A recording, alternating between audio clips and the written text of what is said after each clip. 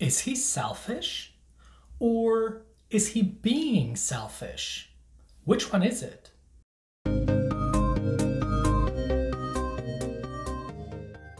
Welcome to English on the Mark.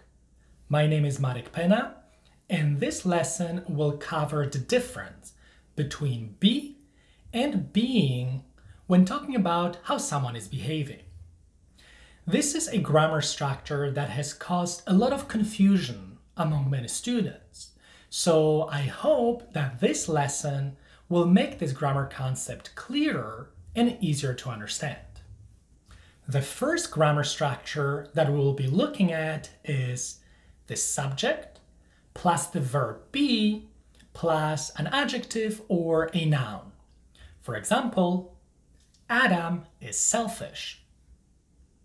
The second structure is the subject plus the verb be plus being plus an adjective or a noun.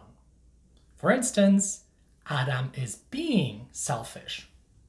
So we can use these structures to talk about behaviors. But what's the difference in meaning between these two sentences?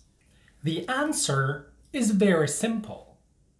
When you say Adam is selfish, you're talking about Adam's disposition, the type of character he has. You're talking about Adam's usual behavior. So Adam is selfish in general. It does not matter what the situation is. Adam is a person who only thinks and cares about himself and not about other people. This is his personality. When you say Adam is being selfish, you are talking about and describing temporary behavior. So Adam is usually not a selfish person, but at the moment he is acting that way. He is behaving in a selfish manner right now. Okay, let's look at another example. David is lazy versus David is being lazy.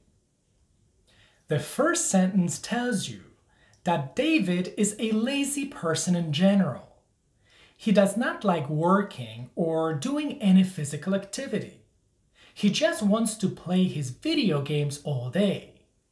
This is his usual behavior.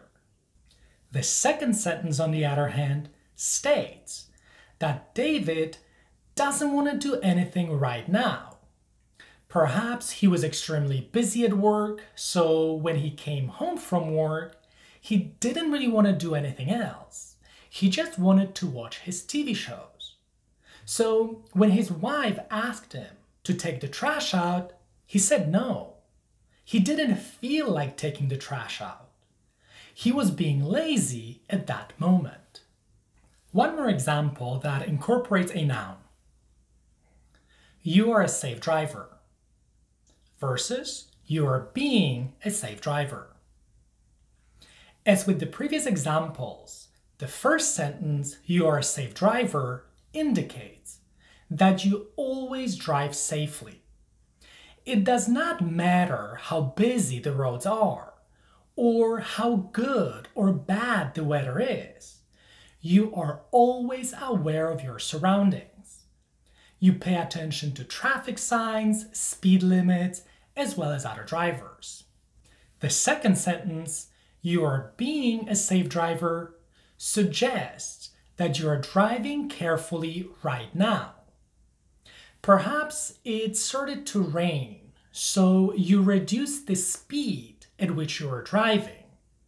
You took a deliberate action to ensure that you are driving safely.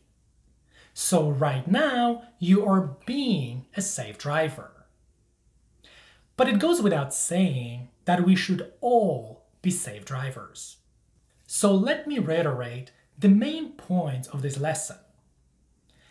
When you want to talk about someone's usual behavior or personality, you should use the first structure. For example, she is stubborn. And when you want to talk about someone's temporary behavior, you should use the second structure. For instance, he is being rude. Before we finish, let's look at some new words covered in this lesson. The first one is disposition. This is the type of character a person has, or the way in which a person tends to behave. The next one is a phrase, go without saying, which means to be perfectly clear, to be obvious. Something is so clear that it does not need to be said or explained. The last word is reiterate, which means to repeat a statement or to say something again in order to emphasize it or to make the meaning as clear as possible. Okay, so I have a little task for you. Try making your own example sentences using the structures covered in this lesson. And then write your sentences in the comment section below. That's all there is for today. Thank you. And as always, I hope you have learned something today.